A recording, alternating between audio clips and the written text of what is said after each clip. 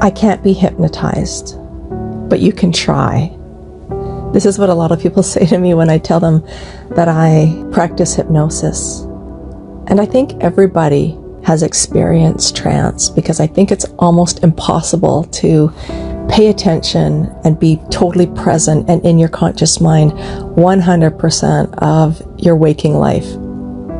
So maybe it happens in the shower, or you're driving home, and your subconscious mind is probably the one that is picking the route home, a familiar route, so that your conscious mind doesn't have to navigate consciously through a new route. But your subconscious mind has chosen the most efficient, fastest, easiest route for you to get home. And so you just follow that route. And that frees you from paying attention to every single block along that route.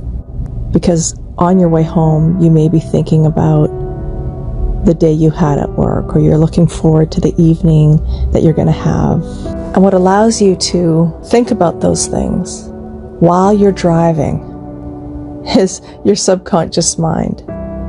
And you may even be in a trance, because when you first started to learn how to drive, you couldn't think about what you just did or what you were going to do. You were focused on the present moment, consciously focused there.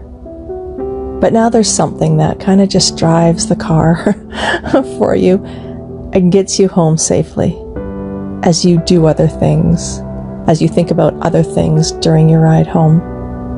And here's the thing, all hypnosis is self-hypnosis. I just guide you. I just listen for your subconscious mind, and we connect with that part of you in a deep, resourceful state of trance. And then you are the one that does all the work. And this is very different than hypnosis that tells you what to do, how to think, gives you affirmations. But instead, just like those insights that you might get in the shower or driving home, or these insights that come out of nowhere, that's what you have access to at an accelerated pace in hypnosis.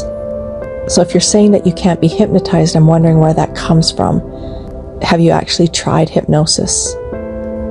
And if you've tried hypnosis and it didn't work for you, join the club. I'm sure there's so many people out there, including me, that tried hypnosis and it didn't work. Like, I've listened to lots of hypnosis videos and I wasn't quite sure if they worked or not. And then I did them for 30 days in a row, and at the very end of that, I wasn't quite sure if it worked or not either.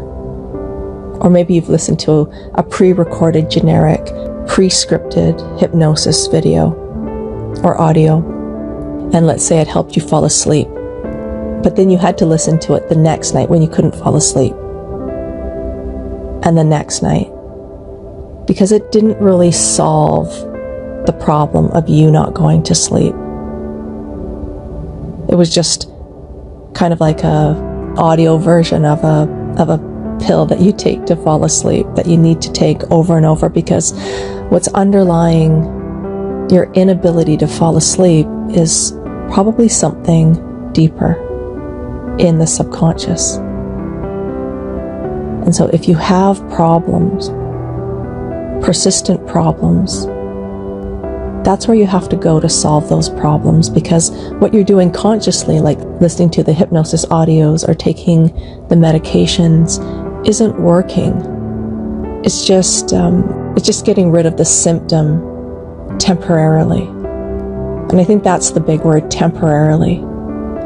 If what you're doing with your conscious mind only works temporarily, or it doesn't work at all and you've tried everything, that's when you have to go to the subconscious mind, where these complex problems exist. And if you haven't had that type of hypnosis where you actually explore, you're not told, but you explore with the help of your subconscious mind what's really going on at the very center of that problem that you're having. When you solve problems with your subconscious mind, you have so many more resources and choices available to you. And so you have to realize that there are different types of hypnosis. There's passive ones, and then there's ones where you actually connect and have an experience in your subconscious mind that leaves your brain changed. That neuroplasticity creates new neural pathways in your brain as a result of having a learning experience.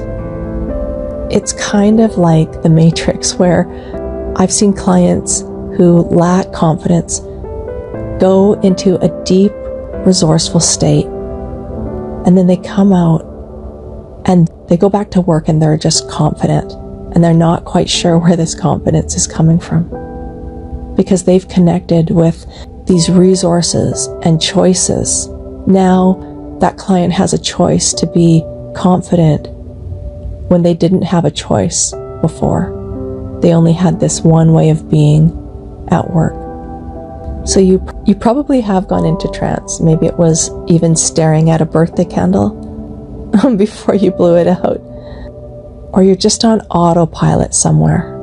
And if you've ever felt that state of kind of zoning out or daydreaming, then you can use your ability to achieve that state to achieve anything that you want in your life.